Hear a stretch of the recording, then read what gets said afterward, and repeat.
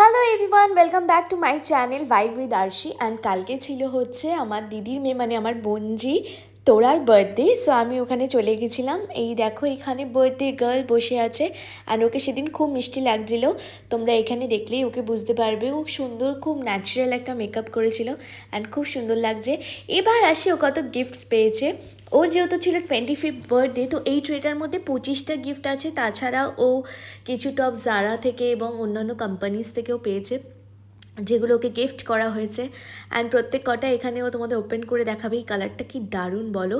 যদি তোমাদের ভালো লাগে অবশ্যই কিন্তু জানাবে। অ্যান্ড চ্যানেলটাকে সাবস্ক্রাইব করতে, কমেন্ট করতে একদম ভুলবে না। সো এখানে ওর গিফটসগুলো খুলে খুলে দেখছিল and she is very excited. কে নিজের বার্থডেতে গিফট না পেলে খুশি হয়? আমিও প্রচণ্ড খুশি হই। তো গিফটের পালা এখনও শেষ হয়নি। আমি যতটা পেরেছি তোমাদের সবাইকে দেখানোর চেষ্টা করেছি। এখানে ওর মা বাবা ওকে কিছু গিফট দিয়েছে, আমি একটা দিয়েছি, আমার বৌদিরা দিয়েছে। তো এরকম অনেক ছোটো ছোটো সারপ্রাইজ ছিল ওর জন্য সেদিন। So we are very excited. And এই তো আমি ছোটো ছোটো ক্লিপস নিচ্ছিলাম যাতে তোমাদের সবার সাথে শেয়ার করতে পারি। আর এই দিনটা যেন ফর এভার আমাদের কাছে মেমোরেবল থাকে, তাই এই দিনটার কিছু কিছু ভিডিও আমরা তুলে রেখেছি একসাথে। অ্যান্ড ও আর আমি একসাথে থাকলে তখন চিপকু স্টাইলে থাকি।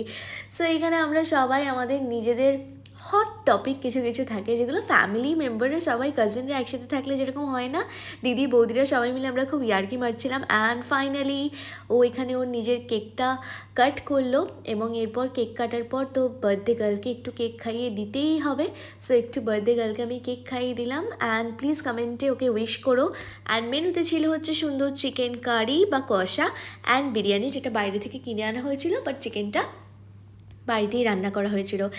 এবার তো যাওয়ার সময়, সো টাটা বলে আমিও বাড়ির দিকে রওনা দিলাম। Thank you for watching.